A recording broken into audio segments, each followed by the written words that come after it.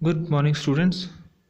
Now, before proceeding with the lesson, I would like to discuss the title The Voice of Rain.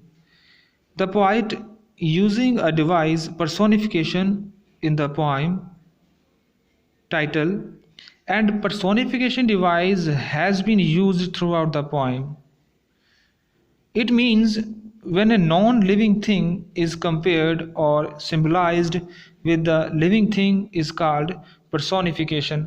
आप देखेंगे कि personification में voice of rain यहाँ पर कहा गया है कि बारिश जो है वो ह्यूमंस की तरह बात कर रही है, पर ऐसा नहीं होता। यहाँ पर पोइट ने एक इमेजिनेशन यूज़ की है। तो यहाँ पर कौन सा लिटरेरी डिवाइस है? पर्सोनिफिकेशन। उसने पर्सनली अपने से जो है ये यूज़ किया है कि वॉइस जो रेन है वो ह्यूमन की तरह बात करती है, पर ऐसा एक्चुअली में नहीं होता। तो यहाँ पर पर्सोनिफिकेशन जो है डिवाइस यूज़ किया गया है। Actually poet tries to explain that rain can not speaks like human, but the title shows the voice of rain, so that poet express rain as living thing. That's why he is using personification throughout the poem. तो चलिए discuss करते हैं हम इसकी explanation के बारे में और इसके लिटरेरी डिवाइसेस के बारे में और इसके वर्ड मीनिंग के बारे में, जो मैं आपको पोइम के बीच में ही आपको बताऊंगा। तो इस लेसन को पूरा ध्यान से देखिए तो ही आप इसको अंडरस्टैंड कर पाएंगे।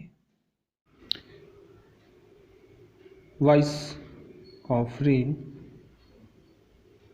by Walt Whitman. Let's begin with your sentenza. And who art thou? यहाँ पर पहले देखिए, ये जो आपका वर्ड है आर्ट, ये एक आर्केक वर्ड है और इसका मीनिंग है, आप साथ ही साथ लिखते रहिए।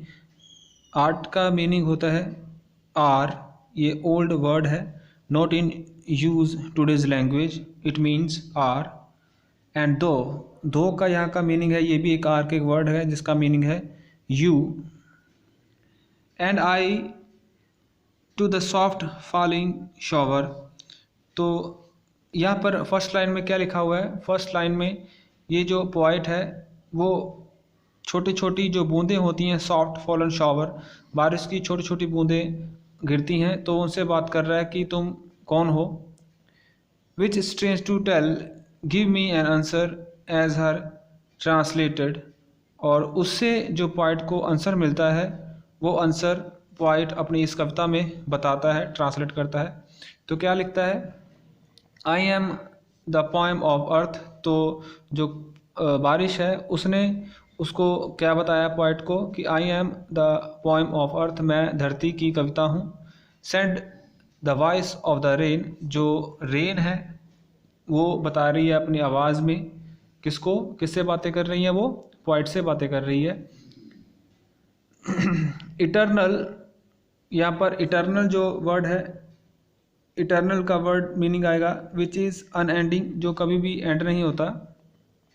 और eternal I rise impalpable out of the land and the bottomless sea. तो यहाँ पर इम्पेबल का क्या मीनिंग आएगा? Something that can not be touch. तो जो वर्ड मीनिंग मैं आपको करवा रहा हूँ साथ ही साथ उसको नोटबुक के ऊपर नोट करते रहिए, तो आपको समझने में उसको अंडरस्टैंडिंग होगी। तो इटर्नल का मैंने मीनिंग बता दिया आपको, which is unending. Eternal I rise impalpable out of the land and the bottomless sea. तो बॉटमलेस यहाँ पर क्या आएगा? जिसका कोई तल ना हो, जिसका कोई बॉटम ना हो। तो क्या बता रहा है पोइट? जो कविता है वो बता रही है कि मैं जो है इम्पेबलेबल हूँ, something that can not be touch, जिसको छुआ नहीं जा सकता। वो बारिश बता रही है कि मैं एक ऐसी कभी ना ख़त्म होने वाली ऐसी चीज़ हूँ जिसको कभी भी छुआ जो है वो पकड़ा नहीं जा सकता। Out of the land and the bottomless sea, जो है वो समुद्रों में जाती है जहाँ पर भी उसका कोई भी जो एक निश्चित स्तर नहीं है। अपवर्ड टू हेवन, वेंस, यहाँ पर वेंस जो वर्ड है, वेंस भी एक आर्किक वर्ड है जिसका मीनिंग होता है फ्रॉम वेयर। ये जितने भी मैं आपको वर्ड मीनिंग बता रहा हूँ साथ ही साथ इसको लिखते जाएं। नेक्स्ट देखिए वैगलिंग। यहाँ पर वैगलिंग क्या होता है? Something that is not clear, उसको वैगल कहा जाता है। From the all together change and yet the same. तो क्या होता है कि वो जो बारिश है वो अपनी कंटिन्यूटी के बारे में बता रही है कि वो जो क्या करती है, लगातार उसका जो वाटर सर्कल है वो रेगुलरली चलता रहता है। वैसे पहले ज़मीन से वो पानी उठता है और फिर कहाँ जाता है? टू हेवन, आसमान की तरफ जाता है। वेंस फ्रॉम वेयर, जहाँ से वो क्या करती है? वैगल्ड फ्रॉम द ऑल टुगेदर, जो वहाँ पर जो है वो पूरी तरह से दिखाई ना देने वाले जो बादल होते हैं वो बादलों में मिल जाती है, बादलों की जो शेप बदल लेती है। एंड एट द सेम, और फिर से वो वैसे ही धरती के ऊपर, जैसे वो पहले आती थी बारिश के रूप में, वैसे ही वो धरती के ऊपर आती है। I descended to lave the drought atomies dust layer of the globe. तो यहाँ पे ड्रॉट क्या होता है? ड्रॉप होता है लैंड विदाउट वाटर, जहाँ पर सूखा बहुत पड़ा हुआ होता है उसको ड्रॉप बोल देते हैं। और डिसेंट का मीनिंग आएगा, डिसेंट होता है नीचे आना, नीचे गिरना, to come down. And atomy यहाँ पर क्या मीनिंग आएगा? एटोमी का मीनिंग होता है the tiny particle of anything. छोटे छोटे टुकड़े जो होते हैं, छोटे छोटे कण जो होते हैं, उनको हम एटमी बोल देते हैं। Dust layer of the globe. तो वो क्या बोलती है कि जब बारिश बोल रही है, किसके साथ बातें कर रही है? वो पॉइंट के साथ बातें कर रही है। और बारिश बोल रही है कि जब मैं धरती के ऊपर गिरती हूँ जहाँ पर वो सूखा होता है, तो मेरे छोटे छोटे पार्टिकल जब आसमान से नीचे गिरते हैं तो क्या होता है कि जो डस्ट लेयर होती है ग्लोब के ऊपर, पूरी धरती के ऊपर जो धूल मिट्टी जो जमी हुई होती है वो उसको मैं क्लीन कर देती हूँ। And all that in them without me were शीड्स only latent unborn. और जो ज़मीन के नीचे जो छोटे छोटे बीज होते हैं जो अभी तक पैदा नहीं हुए होते, अनबोर्न हैं, तो उनको भी क्या करती है वो? उनको भी एक लाइफ देती है, उनको भी एक जीवन देती है अपनी रेगुलरिटी से। जो उसका डेली का काम है, जो उसका एक सर्कल है, वो कभी भी उस सर्कल से वो हटती नहीं है। इट मीन्स कि यहाँ पर जो पॉइंट है ये कहना चाह रहा है कि हमें जो है अपना डेली का जो काम है वो बिना फल की इच्छा किए उसको कंटिन्यूली, उसको लगातार करते रहना चाहिए, जिससे कि किसी भी तरह का कोई डिसबैलेंस क्रिएट ना हो। तो यही पॉइंट जो है इस पॉइंट में बताना चाह रहा है। And all that in them without me were seeds only. तो जो बीज है जो ज़मीन से पैदा नहीं हुए हैं, अगर मैं उनको पानी नहीं दूंगी, रेगुलरिटी नहीं रखूंगी, तो वो बीज जो है वो धरती के अंदर ही मर जाएंगे, जो अभी तक जो है वो पैदा नहीं हुए। और उनको भी मैं अपने पानी से क्या करती हूँ, उनको भी, उनके ऊपर भी जो डस्ट होती है, उनको जीने के लिए जितना रिक्वायरमेंट होती है पानी की, वो उनको मैं देती हूँ। And for ever by day and night. तो यहाँ पर बारिश पॉइंट को बोल रही है कि मैं ऐसा नहीं कि एक बार कर दिया, दो बार कर दिया, उसके बाद मैं नहीं करती। ये जो मेरा सर्कल है वो दिन रात लगातार चलता रहता है। जो मेरा एक सर्कल है उसमें कोई भी जो है वो डिफरेंस देखने को नहीं मिलता। I give back life to my own origin. और फिर क्या होता है कि दोबारा जो मैं अपने वापस ओरिजिन में चली जाती हूँ, सी में चली जाती हूँ, वहाँ से फिर से मेरा दोबारा क्या होता है? इवेपोरेशन होती है। वहाँ से वो पानी जो है वो सूरज की गर्मी से सूखता है और आसमान में जाता है और बादल बनते हैं, और फिर से मैं धरती के ऊपर गिरती हूँ और वापस अपने ओरिजिन में आ जाती हूँ। ओरिजिन इसका कहाँ है? सी, बॉटमलेस जो सी है वहाँ पर वो वापस आ जाती है। And make pure and beautify it. और इस तरह से क्या करती है वो? पूरी धरती को, सीड्स को, बीज को जो पैदा नहीं हुए, जो धरती को क्या करती है? साफ करती है, और उसकी खूबसूरती में जो है क्या करती है? उसकी खूबसूरती को और ज़्यादा बढ़ाती है। पेड़ पौधे जंगल जो है वो उसको वो क्या करती है? एक फीड देती है। For song issuing from hits birth place after fulfillment wondering.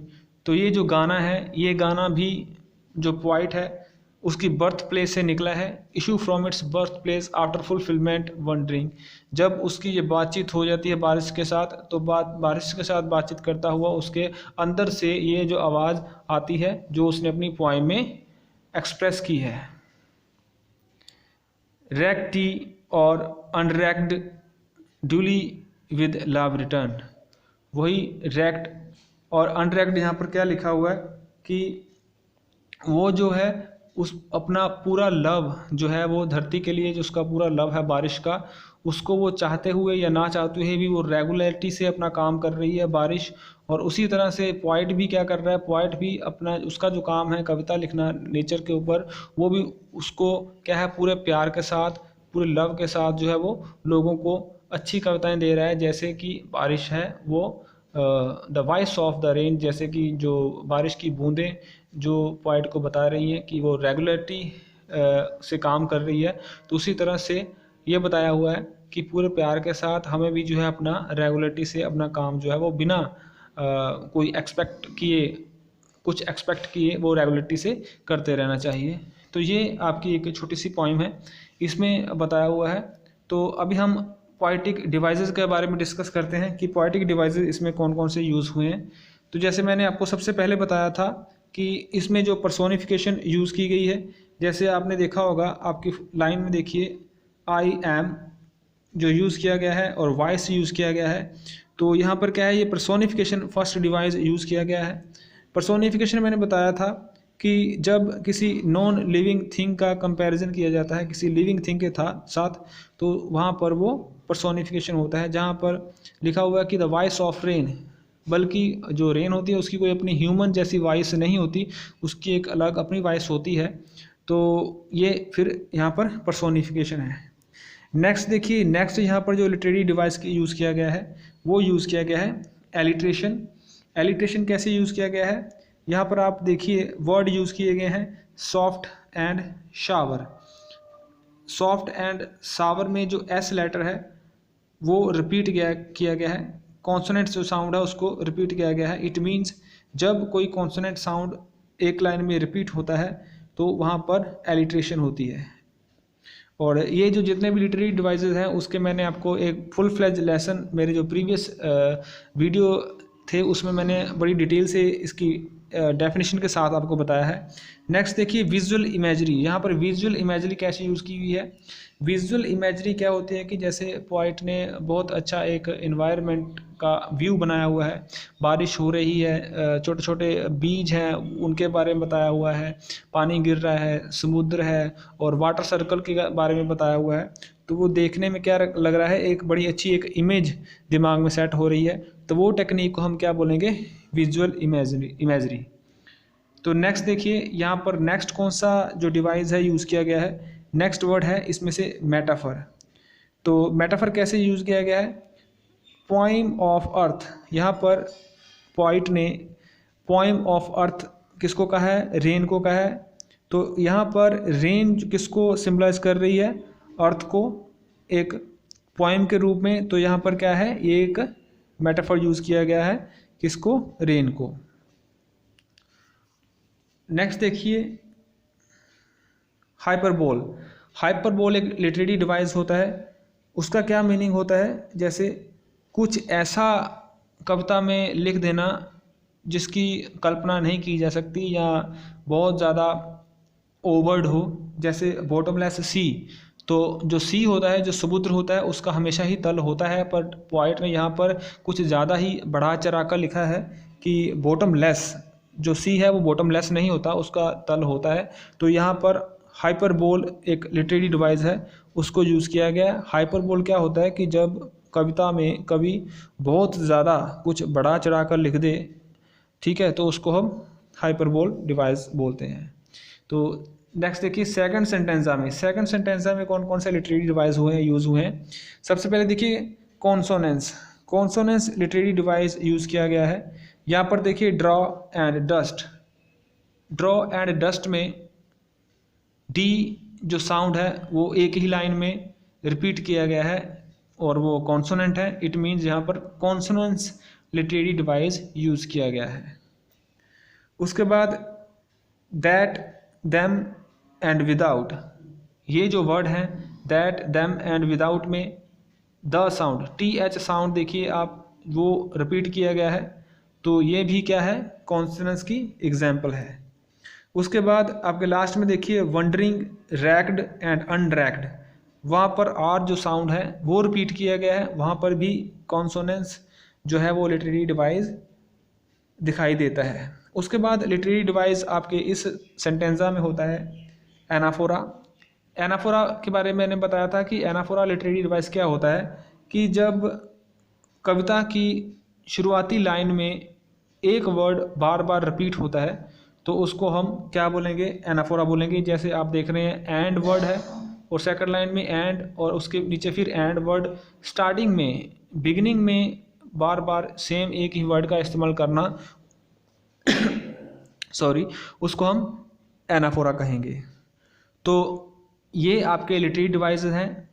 और एक और बात, ये जो सारी की सारी पोएम है इसमें कोई भी राइम स्कीम नहीं है, लास्ट में कोई भी वर्ड जो है वो सिमिलर नहीं है, इसलिए इसकी कोई भी राइम स्कीम नहीं बनती। तो यहाँ पर ये फ्री वर्स में लिखी गई है। तो ये है आपकी पोएम और आगे देखते हैं इसके इम्पोर्टेंट क्वेश्चन आंसर। और जो वर्ड मीनिंग है मैंने आपको बताए वो आपको नोटबुक के ऊपर इसमें से लिख लेने हैं। तो चलिए आगे बढ़ते हैं आपके क्वेश्चन आंसर की तरफ। Now move ahead with their question answer. तो ये आपकी जो पोएम थी द वॉइस ऑफ रेन, उसमें से ये जो क्वेश्चन है, ये ऊपर सारे क्वेश्चन दिए हुए हैं 1 2 3 4 5 6, ये सब क्वेश्चन हैं और इनको मैंने मार्क किया है। और ये जो पेज नंबर 42 है इसमें ये जो 6 क्वेश्चन हैं ये आप लोगों को करने हैं। तो चलिए एक बार इनके आंसर्स के बारे में डिस्कस करते हैं क्या लिखा हुआ है। The two voices in the poem are the voice of the rain and the voice of the poet। यहाँ पर दो आवाज़ें जो हैं वो काम कर रही हैं। कौन कौन सी आवाज़ें हैं? एक तो पोइट की आवाज़ है और एक बारिश की आवाज़ है। The poem belongs in a conversational tone. जो पोएम है वो शुरू में एक कन्वर्सेशनल टोन में, दोनों में आपस में बातचीत हो रही है उस वे में लिखी गई है। The lines are and Who art thou, said I, and I am the poem of the earth। तो यहाँ पर क्या है, पहले जो है वो पोइट बोल रहा है कि तुम कौन हो, बारिश को बोल रहा है जब बूंदें गिरती हैं, और उसके बाद बारिश कह रही है कि आई am the poem of the earth, कि मैं कौन हूँ, मैं धरती की कविता हूँ। दूसरा देखिए, दूसरा क्वेश्चन क्या है, what does the phrase strange to tell mean. तो ये जो फ्रेज लिखी हुई है स्ट्रेंज टू टेल, इसका क्या मीनिंग है पोएम में, कविता में? तो क्या लिखा हुआ है, the phrase strange to tell means that it is an unusual and extraordinary answer given by the rain drop to the poet who asked who it was. तो ये फ्रेज लिखी हुई है स्ट्रेंज टू टेल, ये इसका meaning क्या है, that it is an unusual and extraordinary answer. ये एक आंसर है जिसकी एक्सपेक्टेशन नहीं थी, अनयूजुअल था। कहाँ से उसको मिलता है, जो रेन की जो बूंदें होती हैं उससे उसको कविता जो कवि है उसको ये आंसर उसको मिलता है, जो उसको बोलता है कि who asked who it was, तो उसको बोलता है कि तुम कौन हो, तुम और जो पोएम में जो रेन है वो अपना आंसर देती है। तो नेक्स्ट क्वेश्चन देखिए, third.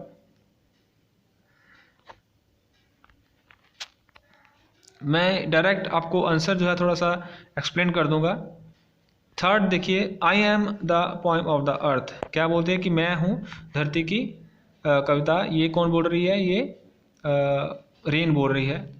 Fourth song, issuing from its birth place after fulfillment, wandering reck'd और unreck'd, duly with love return, they both return to the place of their origin after fulfillment their task. तो यहाँ पर जो point है उसने ये लिखा है कि जैसे जो रेन है वो अपना काम पूरा करने के बाद अपने बर्थ प्लेस में, अपने ओरिजिन में आ जाती है, सी में आ जाती है, समुद्र में, उसी तरह से कवि भी जो क्या है अपना काम पूरा करके अपनी जो कविता के ज़रिए लोगों को जो है अपनी कर्म के विधान के बारे में बता रहा है कि आपको रेगुलरिटी में काम करना चाहिए और फल की इच्छा नहीं करनी चाहिए।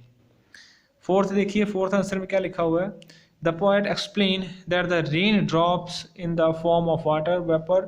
तो क्या बता रहा है कि जो बारिश है वो पहले पानी के रूप में जाती है, पानी से फिर उसका इवेपोरेशन होता है, वेपर के रूप में, भाप के रूप में ऊपर जाती है, देन रिजेज अप, ऊपर जाती है, from the land and the sea, जो है समुद्र से जाती हुई फिर कहाँ पर जाती है, समुद्र में ही आती है और धरती के ऊपर गिरती है। And then descent again on the earth, और फिर से दोबारा जब उसका जो वाष्पीकरण होता है, इवेपोरेशन होता है, तो इवेपोरेशन होने के बाद वो दोबारा धरती के ऊपर गिरती है। And dry land in order to wash it down and hence come back to its origin.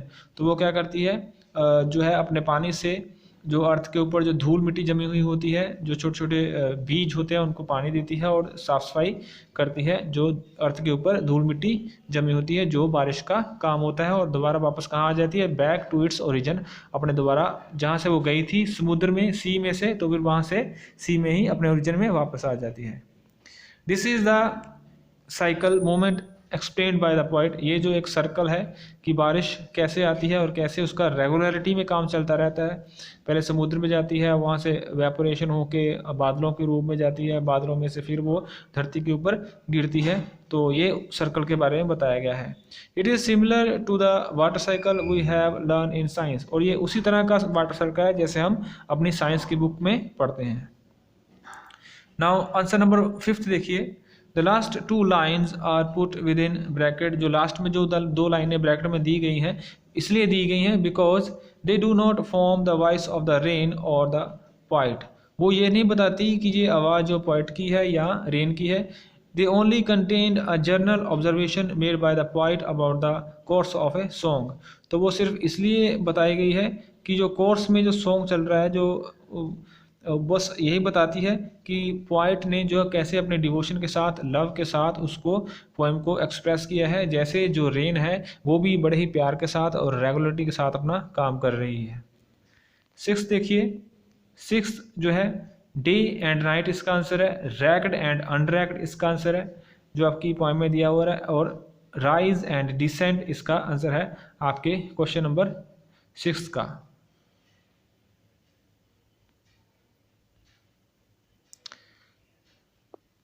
Next देखिए, नेक्स्ट सेंटेंसा में जो क्वेश्चन आंसर है, notice the following sentences pattern and who art thou said I to the soft falling shower.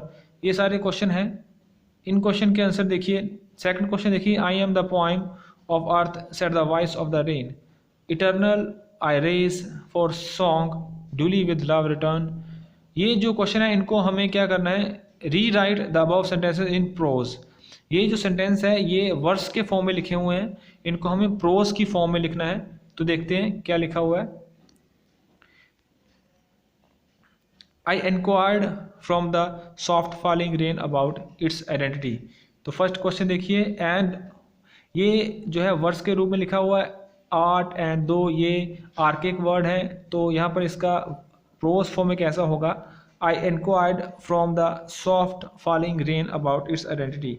तो अपने बारे में बता रही है, अपनी आइडेंटिटी के बारे में बता रही है। कौन बता रही है, रेन बता रही है, और जो पोइट है उससे बातें कर रहा है कि तुम कौन हो। तो फिर जो पोइम है वो बता रही है कि जो है soft falling rain about its identity, की जो है वो बड़े ही प्यार से धरती के ऊपर गिर रही है। सेकंड को देखिए, I am the poem of earth said the voice of rain. इसको हम कैसे वर्स में लिखेंगे, प्रोस में लिखेंगे। The voice of the rain introduced itself, वो अपने बारे में बता रही है, जो रेन है अपने बारे में बता रही है as a poem of earth, की वो धरती की कविता है। थर्ड क्वेश्चन देखिए, इटर्नल आई रेज, इसका क्या मीनिंग है, eternal I rise. The voice, answer में देखिए, the voice of the rain explained its upward. वो वॉइस जो बारिश है वो अपने बारे में बता रही है कि वो इटर्नल है, उसको जो ख़त्म नहीं किया जा सकता, उसका जो सर्कल है वो लगातार चलता रहता है।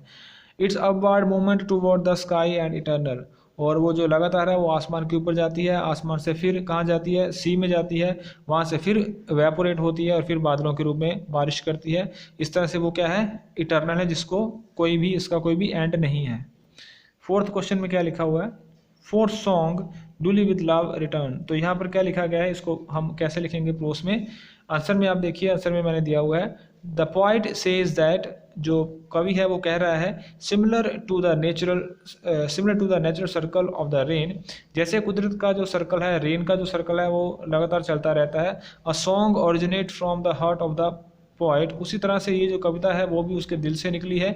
जैसे जो रेन है पूरे दिल से काम कर रही है, रेगुलरिटी के साथ काम कर रही है, उसी तरह से उसका ये बिहेव देखकर, जो रेन का बिहेव देखकर, उसके साथ जो उसकी बातचीत होती है वो देखकर, वो उसके दिल से क्या निकलता है, ये कविता निकलती है travels to reach other and after fulfilling its purpose. तो वो क्या कहना चाह रहा है कि हमें जो है अपना पर्पज़ को फुलफिल करने के लिए, अपने टारगेट को अचीव करने के लिए लगातार जो है वो एक जगह से दूसरी जगह पर चलते रहना चाहिए। वेदर एक्नॉलेज्ड और नॉट, चाहे वो हमारा काम है, चाहे वो हमारा कर्म रिकॉग्नाइज किया जाए या ना किया जाए, इट मीन्स चाहे उसको जो है वो कोई नोटिस करे या ना करे, हमें जो है अपना काम जो है वो लगातार करते रहना चाहिए। Return to the point with all due love, और ये जो है हम सबको जो हम काम करते हैं वो दोबारा से हमें वापस मिलेगा पूरे प्यार के साथ, ड्यूली लव के साथ। तो इसलिए जो है कर्म के विधान से कभी भी पीछे नहीं हटना चाहिए। तो ये आपके इंपॉर्टेंट क्वेश्चन आंसर थे जो आपने अपनी नोटबुक के ऊपर फाइनल एग्जाम के लिए प्रिपेयर करने हैं। तो हम मिलेंगे आपका नेक्स्ट वीक में जब हमारा लेक्चर होगा, तो उसमें हम आपके कुछ और आपके जो क्वेश्चन आंसर हैं जो आपके नेक्स्ट लेसन है उसके बारे में डिस्कस करेंगे। Till then take care, stay safe.